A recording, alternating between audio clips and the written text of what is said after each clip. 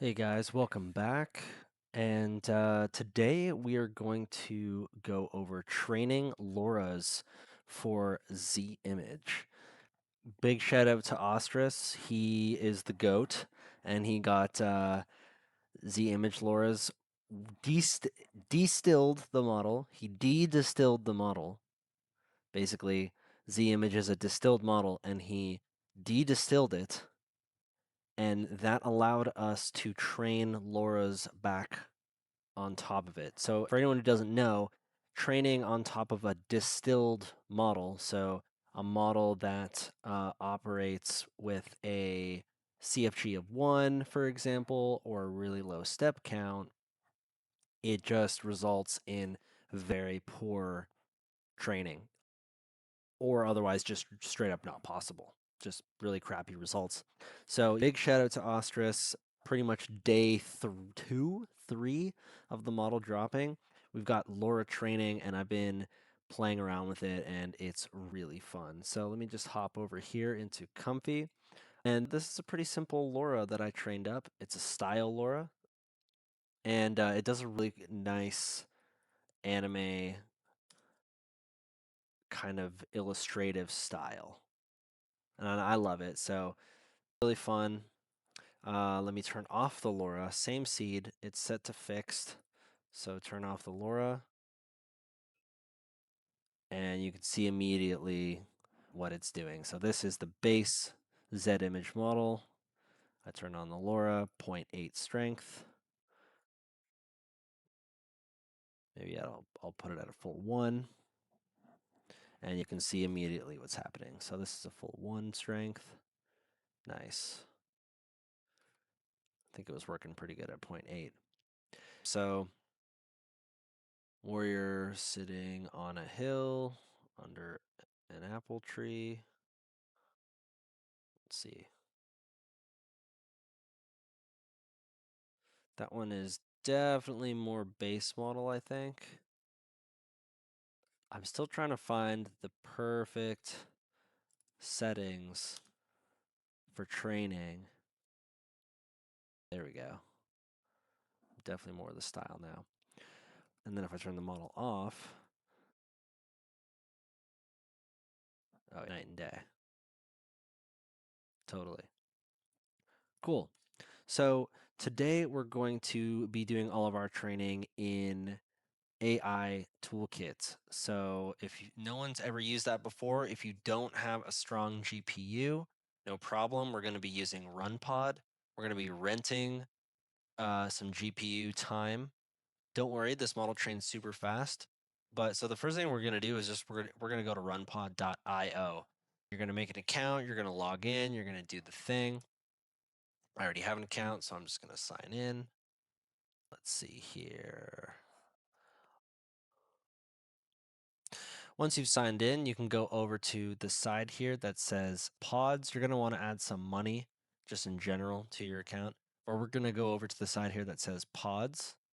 And from here, your screen might not look like this. It'll probably look something like this. And so from here, we're going to choose our graphics card. So on Z image, we actually don't need a super powerful graphics card in terms of VRAM. We don't need a 96. You could get one if you'd like. But for this example, I think I'm going to go with the 5090 for just under $1. So I'm going to click that. And then right now we see that it is this template. So we're going to click on change template here at the bottom. And we're going to search for toolkit, one word. And right here we see Ai-ToolKit Ostris UI official. Go ahead and click on that and scroll to the bottom, and you should see a deploy on demand. So it's going to spin up the graphics card. I have a few graphics cards running here already doing some training, as you can see. It's pretty quick to spin up Ostris's container. It's basically a Docker container being spun up on this instance or this graphics card.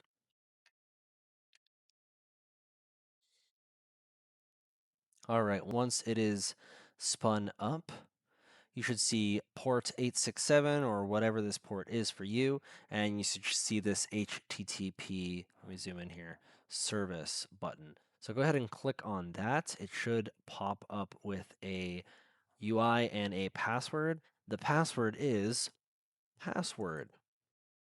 Beautiful. I love that security. Thank you, Ostris. But now that we're inside, this is what the AI toolkit looks like. So we have a few things here. One, we have Ostris's support page, brings them right to his support. Go ahead and do this. Ostris does amazing work, and he deserves every second and every dollar of your time and energy. We have the dashboard button at the top. We have new jobs, training queue, datasets, and settings. So under settings, we don't have a ton, but we have Hugging Face token. You might need this if you want to train anything like Flux or any model that requires a license. Go ahead and go get your API key from Hugging Face. There's tons of guides and tutorials how to do that, as well as your training path and your data set, but we don't have to set that. I just wanted to bring attention to this Hugging Face token thing because for people who want to do Flux training, you're going to need that. But today we don't need it because we're going to do Z image. So the first thing that we want to go do is get our data. And so we click under data sets. You can see here we have nothing. We can add a data set. We can name it whatever you'd like. And can now add, so I can add images. I can click on this. I can now browse and search. Now, there's two ways to do this. One, I noticed that if I upload a lot of things, a lot of items, images, but a lot of them, or a large amount in terms of uh, megabytes or gigabytes, this UI will like glitch out and freak out. And so the first way we can get data in here is we can simply just do exactly what we are doing now, which is search for our data. I have paired text files. You don't need to, but I do have paired caption files, and we'll look at those in a second. So you can select all the ones you want. It's going to upload. It's going to do its thing. And then it's going to load here with the caption underneath it. Now, this is editable. You can change this and delete it and modify it right inside the UI. The second I leave off of it, it's completely saved. I can leave, I can come back into the data, it loads, and that change is still there. So that's the first way we can get data into our AI toolkit, which is essentially into our RunPod. That's the first way. The second way, a little more technical, but in my opinion, well worth it given the glitches. I use Google Drive. And so what I'm going to do is I'm going to this to a zip. I'm basically going to compress all my data. I think it's like, I don't know, 200 megabytes, so it's something crazy. I went from 200 to 37. Wow, that's pretty good. That's great compression. We're going to click on our RunPod instance, and we're going to go down to Web Terminal. We're going to enable the Web Terminal, and we're going to open the Web Terminal. Now, again, this is just for another way to move a lot of data onto the RunPod instance. Some of you guys have thousands of images. I promise you, you're going to want to do it this way as opposed to going through the UI. It's just a lot cleaner, it's faster, more reliable. So we're now in the terminal of the RunPod instance. Let's back up for a second. Enable the web terminal. Boom, we're inside the web terminal. So I can hit ls. This is a Linux machine. ls is going to show me all the directories, all the folders and files that are inside of this directory. So I want to go to app. So cd space app, enter. Okay, app. ls again, enter. Okay, only one thing, AI toolkit. Okay, space AI, and then tab toolkit just to like up, enter. Cool. Now I'm in AI toolkit. ls again. What's in here? See all the blue ones are folders. All the white ones are files. So I'm looking for folders. Want data sets. So cd space data and then hit tab, data sets. Cool. Enter. And now I am inside of the datasets folder of Ai-ToolKit on my RunPod instance. Great. So we need to install one thing, super easy. If anyone knows Python, if you don't, it's a pretty simple command, pip space install space gdown. And it's going to install something quickly. And that's it. So basically, I just installed some packages to allow us to download stuff from our Google Drive. So I'm just going to right click on the zip that I made earlier, and I'm going to share Google Drive, or you can use from the browser on your Google Drive. Set it to anyone with the link, and I'm going to copy that link. And so now I'm going to do gdown space dash fuzzy space, right click, paste, enter. And that's it. And boom, we're just downloading our entire zip from Google Drive right to our machine. Great. Now, if I hit ls, enter again, we have a zip file there. Well, we have to unzip it. So super easy. We don't have to do anything else. Unzip space capital, because if you see here, this is a capital L, ls, and then I can hit tab. Boom, there it is. And we're unzipping it. And that's it. Now if I hit ls, we now have a folder in here like this. So now if I go back to my data and I just refresh this page, boom, we have Lester MD, my data set, and it is perfectly ready to go. All my images, all my captions. Let me zoom out a little bit. Doesn't really help. Okay.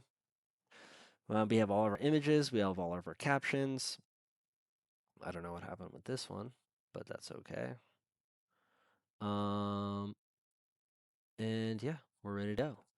This style is gonna be cool, guys. It's gonna be weird and creepy, and honestly, I don't know how it's gonna come out, but I think it's gonna be pretty sick. So now that we have our data inside of our RunPod instance and Ai-ToolKit, we can go to our dashboard. So the dashboard is where we're going to see jobs, and then we can see running jobs, active. You can queue stuff up. So we don't have any jobs, so we're going to go to new job, and it's going to bring up all of these complex settings. Oh my God, what does all of this mean? It looks confusing. Yes, it is very confusing. However, there's a method to this madness, and there's a lot you need to know, and there's a lot you never really need to touch.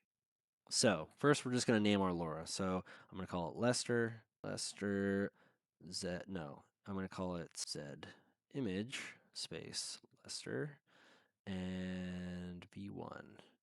Cool. Trigger word is if you want to add a trigger word to your caption. So you can see here that if you want to add a trigger word, you have to include this open bracket, trigger, close bracket, word in all of your captions. But we didn't do that because we manually captioned all of our stuff ourselves prior to even entering this. But just keep that in mind that if you put a trigger word there, it only really applies if you put that in the data set caption text box. So we're just going to avoid that for now. GPU, we only have one, so it's just GPU 0. And here we're going to go down and select Z image turbo with training adapter. That's that distillation thing I was talking about. Ostris trained an adapter to essentially allow us to train on the model. So we can turn off low VRAM. We're chilling on a 5090. I think that I'm gonna leave this at 32. It seems good. You don't have to touch the quantizations, the text encodes. These are things that will help your VRAM, but we have a strong graphics card, so we don't need to do anything. You can do LoRa or Loker if you don't know the difference. I would just leave it on LoRa. Linear rank, or LoRa rank, this is basically the size of your neural network. If your neural network is set to 4, for example, you have a small box. You can only fit so much information in that box, right? But keep in mind the predominant information of a text, or sorry, of an image is composition and color, tone, things like that, right? What's the last thing on that list? Detail, texture. So the idea is, if you are just going for the vibe, you can lower the rank. If you're going for hyper specific, you need to make the box bigger so that the network still fills that information with composition and whatnot, but you're giving yourself some headroom in that box to allow for things like texture and very fine grained details to come with it.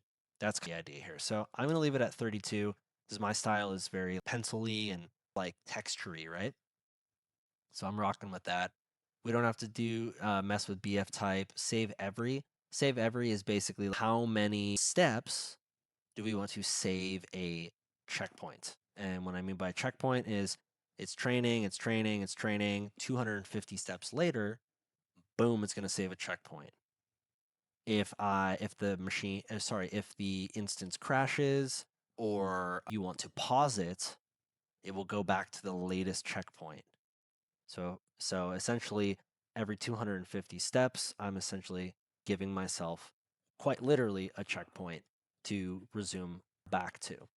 So then there's max steps save every. So this is a little simple parameter. Basically, it only keeps the last 4 checkpoints worth of models on the hard drive, and then when it makes the 5th, it deletes the first.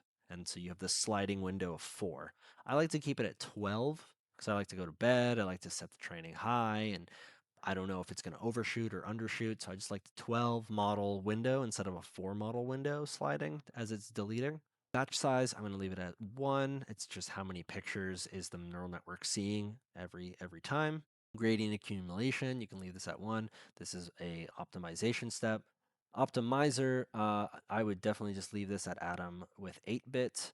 Learning rate, I would lower this, but I would never increase this, really. You can if you want.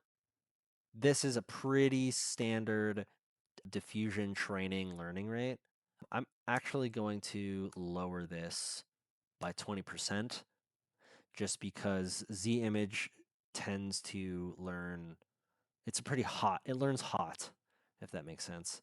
And then I'm going to set this to 5,000 steps. Time step type and time step bias. Time step type. This is basically a measure of focus of distribution. So I have this diagram. I'm just going to pull up Illustrator to illustrate this because it's very, very nuanced. And this is kind of complicated, but I have a cool little illustration here. So in diffusion, we essentially are diffusing 1,000 time steps, right? And that's illustrated, we can illustrate that with divisions, subdivisions. So 200, 200, 200, 2, 4, 6, 8. We need one more set, it'd be 200, and that equals the 1,000. Well, what does that look like? It looks like a linear line going from high to low, right? We're going from a high distribution to a low distribution, and basically this time step is guiding that process. So the reason why most diffusion models are 20 diffusion steps is I think it's because it's they're moving in 50 chunk increments through this 1,000, right? And you get 20. So the idea is a distilled model that works on 4 steps. It literally is moving in chunks of 250 through this graph, just boom, boom, boom, done, right? Crazy. So when I'm talking, and when we're talking about the time step type, they're actually different types of graphing basically on this line, right? So linear is linear, obviously. Sigmoid is chillin', and then lots of priority in the middle, dead center between this high and this low, and then it chills out again. Shift and weighted, a little more complicated. Don't worry about that for now. And where are we here? Where did our oh no, did we lose it? No, it's right here. And we also have sigmoid as well. I think that was the first one I showed. Sigmoid, linear, and we have shift, as well as weighted. So weighted is a little bit fancy. It's like algorithmic, so to speak. Sigmoid is like that weighted in the middle. Linear is just straight linear, and so on. So basically, what does this mean? What does the relevance of all of this actually mean? Well, in diffusion, let's do this for a second. Let's go to comfy. So in diffusion, the beginning of the beginning of the diffusion process, what does it do? What actually takes place at the beginning steps of the process? Well, composition. I'm going to run this again. Pay attention to this. See, it starts as chaos, and the first thing to come into coherence is the composition, and then all the details follow in the later steps. So knowing that, that means then that when training, what do we think trains in the high noise? Composition, things like tone and color and general vibe of an image. And then low, the second half of diffusion is essentially details, fine-grained things like eyes and fingers and small things, right? Things that are, we call it low frequency stuff here, but it's actually high frequency noise. Tiny, tiny grains of sand compared to big boulders, right? So high to low. And so in our training, we can use this to our advantage, basically. And if I go back to Ostris here, the weighted time, the time step type is essentially allowing us the control to dictate whether we want the beginning to take precedence or the end or linear or just the middle. So I've been using either weighted or sigmoid. I don't even have weighted illustrated here. But anything that Ostris has in the toolkit will work straight out of the box. You can pretty much just throw data at it and choose your model, hit go. However, I'm kind of going that step deeper because there's a lot of mystery in how this stuff works, and you can use it to your advantage. So let's pull up the toolkit again. Now we have time step bias, right? High noise and low noise, or balanced. So let's look at this again. I keep losing it, I'm sorry. But we have our high and our low. So if I wanted to train just the details of something, I would want to train in this area, right? Well, maybe I wouldn't want to just do sigmoid because it would essentially look like this. So I would be feeling, boom, big spike at 75%, where most of my training would happen, and then chilling again. Maybe that would produce good results, maybe it wouldn't, but that's essentially what's going to happen. Or I can use linear and train evenly distributed through this section, something like that, in the low noise area. So that setting would essentially be linear and a low noise if I wanted to target something like details and stuff like that. This is all experimental. By all means, play around. I'm just going to leave it at weighted and balanced for now. And let's just move on. Anything on this diagram that I want to show? Yes, this is really useful. So the LoRa rank, these are our boxes that I was telling you guys. It's basically quite literally the size of the neural network, the LoRa. It's literally the size of the neural network's brain, right? And so, like I said, there are things that the LoRa or the little brain will learn that it's a given. We can choke it and put blinders on it with weighted noise and whatever, but at the end of the day, it wants to fill that box with the predominant thing pretty much no matter what. And those things are composition, color and tone, 30%, 60%. And then there's that 10% of detail, right? It wants to fill the strongest signal first, right? all the things that pretty much make an image, brightness, contrast, etc. Medium signals, right? Compositional patterns, observation shapes, facial structures, and the weakest noise is fine details, high frequency patterns, etc. So if you're going for the vibe, you can get away with a lower rank LoRa if you don't really care about the texture. If you're just going for general compositional changes or color changes or whatever, great. If you're going for like high realism textures, and you probably want to bump the LoRa rank so you give yourself enough room to hit that 40% or whatever. You want to give yourself room in this box to fill it with texture data and then some, basically, so that the headroom.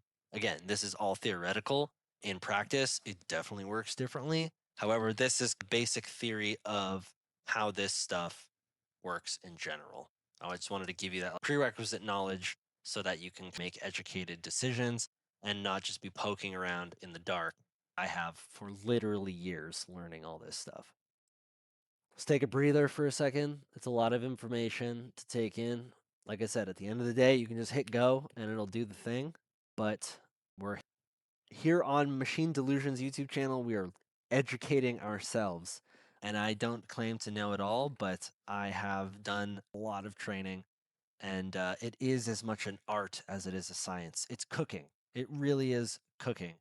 You need to know your tools in order to know when to put it on the flame, take it off of the flame, maybe mix it a little bit. Maybe you need to add a little spices to continue the analogy. Data sets, right? Super easy. Drop down, select MD, good to go. Resolutions. So this one's a little tricky. This one's weird. So they're bucket resolutions, right? And the way it works is if I pick the 512 bucket resolution, it's actually 5 times 512, so it's 260,000 pixels, basically. That is the number. What that means is if you've chosen this bucket, but your image is not square, right? Let's say it's 768, it will, on the long side, it will scale it to 300, 320, 330. It'll basically scale it to 768 by 330 because that still equals roughly that 260,000 pixels. Just keep that in mind. The number you choose here is not the resolution that's truly being trained at. I'll illustrate that a little bit later. So in this case, I am going to train the 768 and pretty much everything up from there. From here, we have sample every. I think your sample every and your save every should really match. It just makes sense. You can set the resolution of your inference validation images. I wouldn't change any of this. This is pretty basic stuff. Ostris has gone through and set these defaults the way that he's found them to work. So I'm going to go and get some validation prompts here. I'm going to get this, excuse me. I'm going to get this camera and I'm going to drop that prompt in here. Basically, the idea is I want some validation prompts to know that what I'm doing is working as it's training. Basically, every 250 steps, it's going to run these prompts. So I actually only want 3. I'm going to close all these, and now we have just 3. Because every 250 steps, it's going to run these prompts, and it's the same prompt, the same seed. I will be able to, that's so cool. I will be able to see how the model is doing based on this. So one thing I like to do, 2 ground truths, which is a 1-to-1 on what I am training in terms of a prompt. And then the last one, I like to just wing it because I want to see how the model works when I prompt something it's never been trained on, right? That's kind of the idea. So DHA illustration style, a woman sitting on a park bench holding a balloon. Cool. Great. So I'm just going to go ahead and hit create job. Do not hit back, guys. You will lose all your progress. You have to hit create job. And now it is saved at the very least. And so if you want to go back here, you can click this pencil. I'm going to click this pencil. We're back in. Everything is saved now. And if we click this show advanced, boom, we get a YAML or a config type layout. Now, there's some other stuff we can do here. We can set any resolution buckets we want manually. This is all editable. This is more advanced. If you don't know what you're doing, I would avoid using this section, excuse me, of the trainer, but I just wanted to bring that to your attention as well. So we're going to just show simple. We're going to hit update job. And from here, we can basically just hit play. And it's going to do a few things. It's going to queue the job. It's going to start the job. If I go to my training queue now we see we have a running job. We can queue other jobs behind this. So if you've got a lot of data sets, a lot of LoRa's, you can queue them all up, let them run, cook them overnight on your own GPUs, your local GPUs. By the way, if you want to do this local, Ai-ToolKit on Ostris's GitHub, just literally Google Ai-ToolKit. Here it is. I'll put all the links of this in the description. I run mine local. I also run it on RunPod. And so if I go over to the actual job, you can see it's downloading the weights. This will take a minute. And we can actually see the bucket res. I guess once it's done downloading, we'll be able to see them. All right, so we are sampling. The first 3 images at the beginning are what the model thinks of the prompt with no training. So if I click on an image, I can see step 0 hasn't changed anything. This is just what the model thinks of the prompt with 0 training. And so now we should be off to the races, guys. Yep. And let me say that Z image trains really quick comparatively. Look at this thing fly right now. It's literally just ticking up. This LoRa with 5,000 steps is only going to take me 2.5 hours. That is impressive. So we're going to let this cook, and I will get back to you guys with some of the results in a second. So we are back a full day later. I actually let this thing cook for a long time, a lot longer than I thought it would take, but you know what? This is something I want to touch on in a second. We want to train our models until they are satisfactory, not until the steps we set complete. So I'm going to go on this right example of this girl sitting on a bench. We have the 0 step, you can see down here, this 0 step training prompt. So this is exactly what the base model thinks of my caption here, DHD illustration, a woman sitting on a bench holding a balloon. And as I go through these 250 step increments, we can slowly start to see the models converge and more on our style. Now, I did train this for 12,000 steps, 13,000 actually, before I decided to call it quits.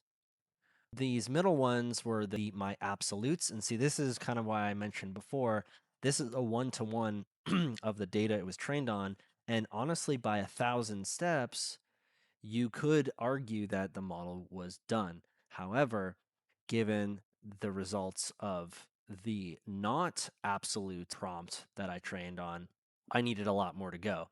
So, and then again, with this camera one, starting at 0 and working our way all the way. And so again, 4,000, you could have stopped at 5, 6, 7. It could have been very convincing that the model had stopped learning something. However, if I go over to this one, by 6,000 steps, it still looked normal girl on a bench. I really wanted this creepy style to come through without a lot of coaxing. So we did let it train for 3,000 steps. In order to do that, once the job was, see, it stopped at 13,000 here. If I wanted to increase it and go for another, I can come up here to this pencil button in the corner, click it, essentially increase this by as many more steps you want to train. So I could set this to 15,000. I can update the job, and then I can literally, there's no play button because I didn't change it, but there would be a play button here, and you can just hit play, and the model would continue to keep training from the 13,000 mark that I've stopped it here at. So, in my opinion, the model's done. I baked it into the ground. It's sitting in a place where I think it's good to test. And so back over here in Comfy, this is exactly what I've been doing, just playing around with the model. So DHJ illustration, here is my, oops, I gotta connect that.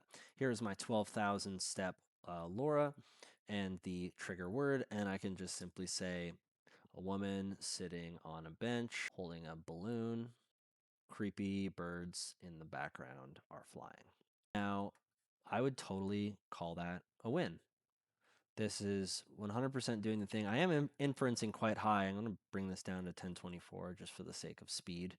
This was at a 1536. But honestly, guys, this came out so good. We got 3 legs, maybe on brand with the style, but this could just be a seed problem. So we're just going to change the seed. I also changed the res, 1024. And so we are definitely getting the style through here, and it's totally working. Now, if I fix the seed, I'm just going to fix this, and I'm going to run the same prompt. And then I'm going to, well, it looks like I already ran it. Let's run one more. There we go. So this is seed 43. I'm going to delete the trigger word, and I want to just see. So there you can see that's how much information my trigger word held just in those words. So captioning is also incredibly important. Same seed, the only difference was DHJ illustration style. And so you can see how much information, once this loads in, there we go, how much information the trigger word or the trigger phrase actually held in terms of visual semantic information. So I still think this is a win. I trained it to the point where I wanted basically this to carry the style and for this not to matter. So a beautiful house on the hill. Man, I'm terrible at typing today. House on the hill, children playing in the yard. Let's see. Yep. When we get this, number 1, we totally get the style. Number 2, we're definitely leveraging and we haven't destroyed any of the model's capabilities like Z image. That's the main thing, right? We don't want to destroy the model's fundamental understanding of everything else it was trained on. We just want to add to it with our LoRa. And so this is totally a win in my books. You know, granted, it did take 13,000 steps, or in this case, 12,000 steps to train. But again, I wanted to train it to a certain performance level, and it took 12,000 steps on this style. But it's really fun, and it can still type. Creepy wooden puppet holding a sign that says Z image is awesome. End quote. Nice. Look at that extra hand. It's just creepy there. I love it. It's so good. How about a dentist office with a scared child sitting in the chair? Creepy, horrid dentist office. Now we're talking. Oh, wow. And I am locking the seed, so we can really see what's doing it. So let's get some extra styles. Let's just do pixel art, see if it respects it. My LoRa is pretty much going to overwrite it, but didn't do much. How about watercolor style, vibrant? Let's see if we can pull color into it. Oh, a little bit, a tiny bit, not much. Wow, that's really creepy. How about mechanical bear made of pistons and wires, exposed anatomy? Let's just do that. So's anatomy, gears, and computer components. I like Nixie tubes as well. Nixie tubes. It's just right in its mouth. It's amazing. Let's run a batch of these. Let's run a batch of 8 of them. Just see what's up. I love the little faces. Man, that's so creepy. I'm really impressed, guys. Z image is, or Z image, however you want to say it. Incredible little model. It trains quite well, quite fast. Dude, the speed. I love having models that just train fast. It allows me to potentially queue up 10 LoRa's, let it go a couple days, and you just be ready to go on 10 LoRa's. For perspective, if I were to train like Flux or Quen, a heavier model, wow, these look really good. If I were to train Quen or Flux, a much heavier model on 12,000 steps, it would definitely take me like 24 hours. But I think accumulatively, I probably only trained this model for like 6 or maybe 8 hours. Because I went to bed and I woke up and I edited it and stuff, continued the training. But this model obviously can take styles. Again, big shout out to Ostris. Like the de-distillation adapter LoRa worked perfectly. We can totally train concepts in here.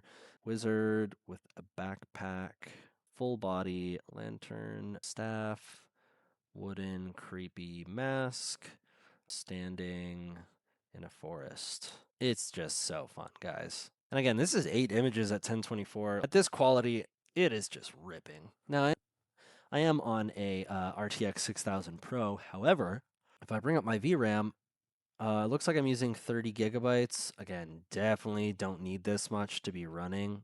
Comfy is really good at handling all the block swapping and stuff, but man, these images look great, all in the style that we trained.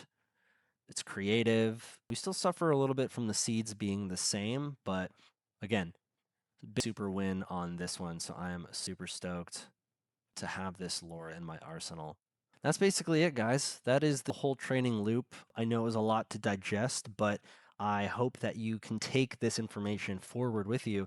And a lot of the information we learned here doesn't just apply to Z-Image. It applies to every model. Juan, Quen, Flux, SD15, SDXL.